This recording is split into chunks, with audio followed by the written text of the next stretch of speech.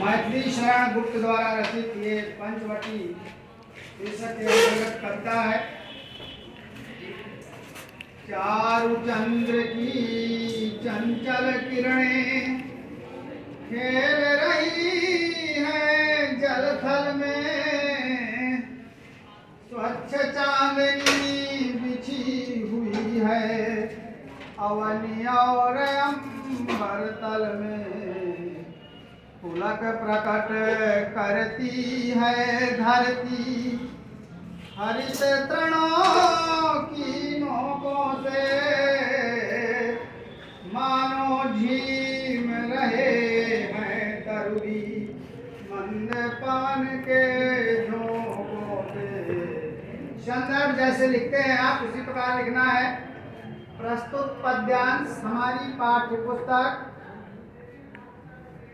काव्यखंड के अंतर्गत पंचवटी नामक शीर्षक से लिया गया है। इसके रचयिता श्री मैथिली शरण गुप्त जी हैं। प्रसंग में इसमें चांदनी रात का और उसकी सुंदरता का वर्णन किया गया है। पहली पंक्ति में चारु चंद्र की चंचल किरणें, चा वर्ण की बार बार आवृत्ति हुई है, इसलिए यहाँ पर अनुप्रास अलंकार है। जहाँ पर एक ही वर्ण की बार बार या अनेक बार आवृत्ति होती है, बार बार आता है, वहाँ पर अनुप्रास अलंकार होता है। तो चार माने सुंदर, चंद्र की किरणें, चंद्रमा की किरणें, चंचल किरणें जल और थल में खेल रही हैं। ऐसा प्रतीत होता है मानो सुंदर चंद्रमा की चंचल किरणें जल और थल में खेल रही हूं। स्वच्छ चांदनी बिछी हुई है, चंद्रमा का प्रकाश अवनी और अंबर तल में, अवनी माने पृथ्वी और अंबर माने आकाश, धरती से लेकर आकाश तक चंद्रमा की स्वच्छ चांदनी फैली हुई है। ऐसा प्रतीत होता है मानो धरती और आकाश में सफेद चादर बिछी हुई हो। पुलक प्रकट करती है धरती पृथ्वी, यह पुलक माने प्रसन्नता प्रकट करती है। कैसे? हरित तृणों की नोकों से, अपने हरे हरे घास की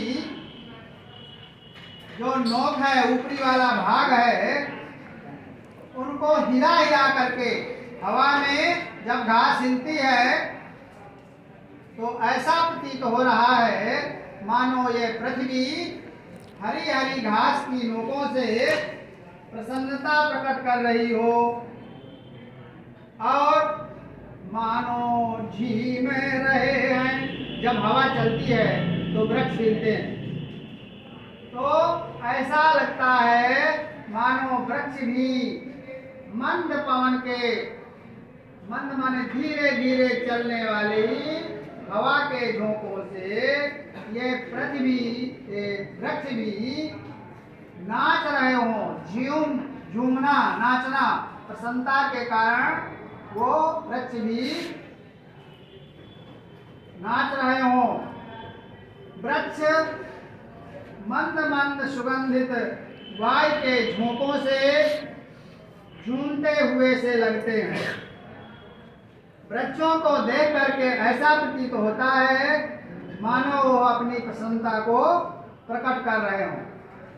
अब काव्यगत सौंदर्य भी अर्थ में लिखना चाहें तो इसकी भाषा है साहित्यिक खड़ी बोली, और गुण है प्रसाद गुण। प्रसाद गुण का लक्षण क्या है? प्रसाद गुण का लक्षण है जैसे सूखे ईंधन में आग लगाओ तो तुरंत व्याप्त हो जाती है, इसी प्रकार से जो कविता भाषा हमें तुरंत समझ में आ जाए वहाँ पर प्रसाद गुण होता है। शुष्केंधन मिवानल, क्षिप्रम व्याप्नोति यः, क्षिप्रम माने शीघ्र जो व्याप्त हो जाए, वो प्रसाद गुण का लक्षण है। अलंकार हमने पहले ही बता दिया कि इसमें अनुप्रास अलंकार है। शैली चित्रात्मक एवं भावात्मक है और रस शांत रस एवं श्रृंगार रस है। और कहीं कहीं पर मानो झीम रहे हो, मानो जहाँ पर जन जानो मन मानो शब्द आते हैं वहाँ पर उत्प्रेक्षा अलंकार होता है, यहाँ पर उत्प्रेक्षा अलंकार है। दूसरा, पंचवटी की छाया में सुंदर पर्ण कुटीर बना, उसके सम्मुख स्वच्छ शिला पर धीरे धीरे निर्भीक मना। जाग रहा है यह कौन धनुर्धर, जबकि भुवन भर सोता है, भोगी कुसुमायुध योगी सा बना दृष्ट गति होता है। पंचवटी का वर्णन करते समय गुप्त जी लिखते हैं कि पंचवटी, पंचवटी में 5 वृक्ष थे, 5 बरगद के वृक्ष या जो भी रहे हो, तो उसका नाम हो गया पंचवटी। वट माने होता है बरगद, तो संभावना यहाँ पर है कि बरगद के ही वृक्ष रहे होंगे। उनकी छाया में उनके नीचे सुंदर पत्तों की कुटिया बनाई गई है। सुंदर पर्ण कुटी, पर्ण माने पत्ता, पत्तों की कुटिया बनी हुई है और उस कुटिया के सम्मुख, उसके सम्मुख, उस कुटिया के सम्मुख सामने स्वच्छ शिला पर, शिला माने चट्टान, पत्थर की चट्टान, स्वच्छ शिला पर, चट्टान पर, पत्थर की शिला पर धीर वीर निर्भीक, धीर माने धैर्यवान, वीर बहादुर, निर्भीक निडर एक मनुष्य बैठा हुआ है। बुद्ध जी कहते हैं उस पत्थर की चट्टान पर, शिला पर कोई धैर्यवान, वीर, बहादुर और निडर मनुष्य बैठा है, जिसने अपने हाथों में धनुष धारण किए हुए है। जाग रहा है यह कौन धनुर्धर, ये अपने आप से प्रश्न करते हैं गुप्त जी कि इस समय अर्धरात्रि में यह कौन है जो जाग रहा है। धनुर्धर, धनुष को धारण किए हुए है, जबकि अर्धरात्रि में सारे संसार में सभी जीव जंतु प्राणी सो जाते हैं, जबकि भुवन भर सारा संसार सो रहा है। तो यह कौन मनुष्य है जो धनुष धारण किए हुए इस समय जाग रहा है। भोगी, भोगी कहते हैं जिसको सभी सुविधाएं मिली हुई हो। कुसुमायुध, कुसुम माने पुष्प और आयुध माने हथियार, जिसके हथियार शास्त्र फूलों के हों उसको कहते हैं कुसुमायुध। और दूसरा इसका तात्पर्य है कि देखने में इसका शरीर फूलों के समान कोमल लग रहा है। इसके रूप को देख करके, उसके सौंदर्य को देखकर ऐसा प्रतीत होता है मानो यह भोगी हो, सभी सुख सुविधाओं से परिपूर्ण, कामदेव के समान यह योगी के वेश में यहाँ पर बैठा हुआ दृष्टिगत होता है, दिखाई देता है। इसमें भी वही प्रसाद गुण है। अगला, इस व्रत में है व्रती वीर है, निद्रा का यो त्याग किए, राजभोग के योग्य विपिन में बैठा विराग बना हुआ है प्रहरी जिसका, उस कुटीर में क्या धन है, जिसकी रक्षा में रत, इसका तन है मन है जीवन है। गुप्त जी कहते हैं यह धनुषधारी जो बैठा हुआ है वह ऐसा कौन सा कठिन व्रत कर रहा है, इस व्रत में व्रती वीर है, कौन सा अनुष्ठान कर रहा है, कौन सा ऐसा व्रत धारण किए हुए है जो अर्धरात्रि में निद्रा नींद को छोड़ करके बैठा हुआ है, निद्रा का जिसने त्याग कर दिया है, यह ऐसा कौन सा कठिन व्रत कर रहा है। यह प्रश्न गुप्त जी के मन में उठ रहा है कि ये जो नींद का त्याग किए हुए जंगल में बैठा हुआ है, ये कौन सा व्रत कर रहा है, कौन सा अनुष्ठान कर रहा है, कौन सी तपस्या कर रहा है। राजभोग्य, अरे इसको देखने से तो ऐसा लगता है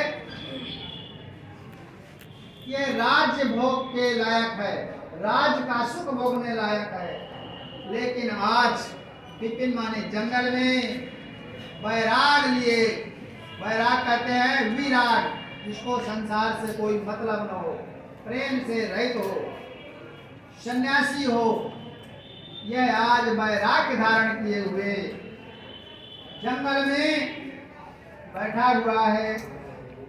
फिर एक प्रश्न आता है, बना हुआ है प्रहरी, प्रहरी माने पहरेदार, यह जिस कुटिया की पहरेदारी कर रहा है, पहरा लगा रहा है, उस कुटीर में क्या धन है।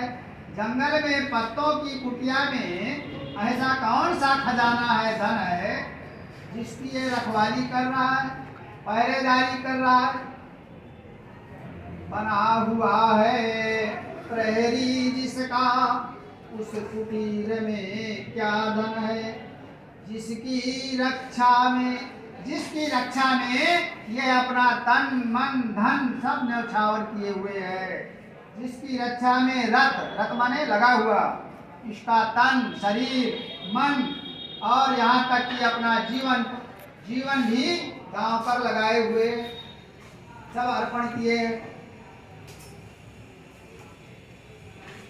अगला बहुत अच्छा है ये कविता, मर्त्य लोक का मालिन्य में तेने स्वामी संग जो आई है, तीन लोक की लक्ष्मी ने ये कुटिया जय अपनाई है, वीर वंश की लाज यही है, फिर क्यों वीर न हो प्रहरी, विजन देश है निशा शेष है, निशाचरी माया ठहरी।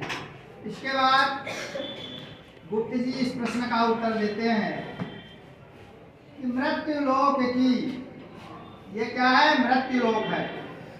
मृत्यु लोक क्यों कहते हैं, क्योंकि यहाँ पर जिसका जन्म हुआ है उसको मरना ही है, इसलिए इसको मृत्यु लोक कहते हैं।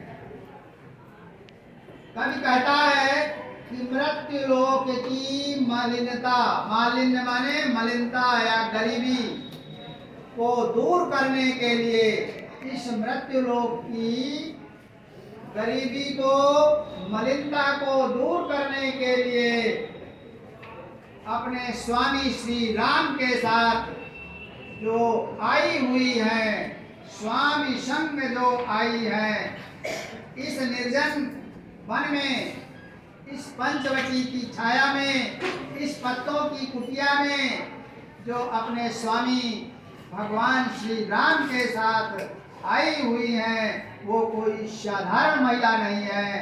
क्या है, तीन लोक की लक्ष्मी ने, सीता जी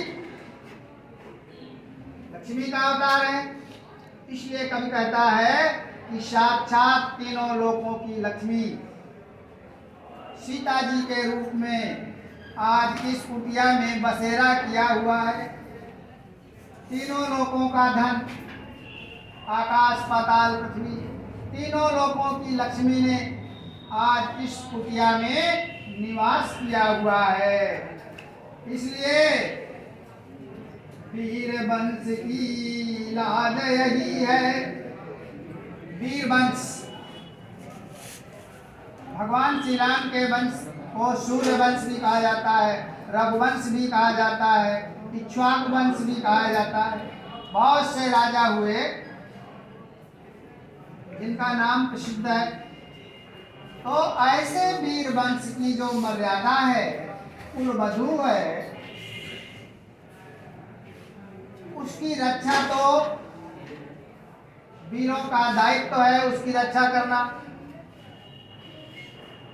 इसलिए उनकी प्रतिष्ठा में कोई आंच नहीं आए, इसलिए यह वीर कौन, लक्ष्मण जी धनुष बाण लिए हुए पहरेदारी कर रहे हैं।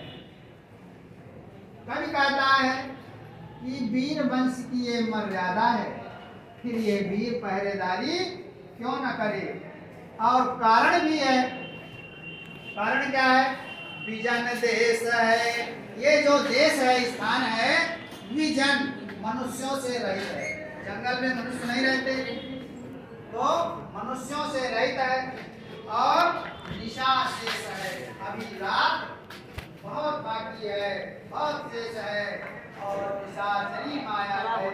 रात्रि में राक्षसों का, निशाचर, निशा माने रात्रि में, चर माने घूमने वाले, रात्रि में घूमने वाले अर्थात राक्षस। रात में ही राक्षसों की माया ज्यादा प्रभावी होती है, दिन में नहीं होती है।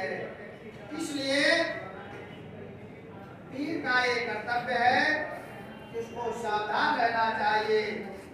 इस कुटी का जो प्रहरी है अत्यधिक वीर और बहादुर होना चाहिए।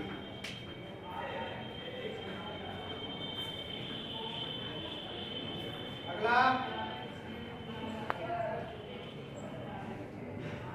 बिखेर देती है वसुंधरा, मोती सबके सोने पर, रवि बटोर लेता है उनको सदा सवेरा होने पर।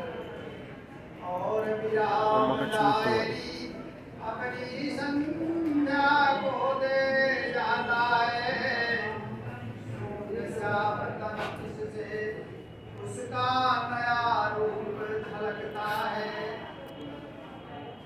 अब पंचवटी की सुंदरता के वर्णन के साथ साथ इस प्रकृति की सुंदरता का वर्णन करते हैं। ये जो प्रकृति है, कवि कहता है कि लक्ष्मण जी अपनी पत्तों की कुटिया के सामने चट्टान पर, शिला पर बैठे हुए और प्रकृति रूपी जो नर्तकी है, नायिका है, प्रकृति स्त्रीलिंग शब्द है इसलिए उसको नायिका कह दिया गया। प्रकृति रूपी नायिका अपने क्रियाकलाप कर रही है। कभी सोचता है कि सभी लोगों का तो निश्चित समय है सोना और जागना, उसमें परिवर्तन हो जाता है, लेकिन प्रकृति अपने नियम से जरा भी नहीं हटती है। निश्चित समय पर सूर्योदय होता है, निश्चित समय पर सूर्यास्त होता है, रात्रि होता है, दिन होता है। समय अपनी गति से एक भी सेकंड इधर उधर नहीं होता। कभी सोचता है और कहता है कि जब संसार के समस्त प्राणी सबके सोने पर, जब सारा संसार सो जाता है, संसार के सब प्राणी सो जाते हैं, तो ये प्रकृति, वसुंधरा माने पृथ्वी, प्रसन्न होकर के छोटे छोटे कोशिकाओं के रूप में सभी जगह मोतियों का खजाना बिखेर देती फैला देती है। घास में जब ओस पड़ती है, चंद्रमा की रात हो, तो नोकों में जल आ जाता है जो दूर से चमकता है। तो ऐसा लगता है कि प्रकृति ने सभी जगह मोती बिखेर दिए हो, मोतियों का खजाना फैला दिया हो, और उस खजाने को रवि बटोर लेता है उनको सदा सवेरा होने पर। जब रवि सूर्योदय होता है, सूर्य के प्रकाश से वो बूंदें सूख जाती। कभी कल्पना करता है कि ऐसा लगता है मानो प्रातःकाल सूर्य आकर के उन मोतियों को बटोर लेना, माने एकत्र कर लेना, इकट्ठा कर लेना, उन मोतियों को इकट्ठा कर लेता है। प्रातःकाल होते ही सूर्य अपने किरणों रूपी हाथों से उन मोतियों को एकत्र कर लेता है। अर्थात सूर्य की गर्मी से वो ओस के कण सूख जाते हैं और सूर्य विराम दायिनी, विराम देने वाली अपनी संध्या को उन मोतियों को दे जाता है। अर्थात सूर्य इन मोतियों को अपने पास नहीं रखता, बल्कि विश्राम देने वाली संध्या को सौंप करके अस्त हो जाता है। दूसरा इसका भाव यह है कि पुरुष कमा कर लाता है तो अपनी पत्नी को देता है, तो संध्या रूपी पत्नी को वह अपने जो मोती इकट्ठा करता है वो संध्या को दे जाता है। तो उससे ऐसा लगता है मानो उसका सांवला शरीर मोतियों से सज गया हो और उसका नया सुंदर रूप दिखने लगता है।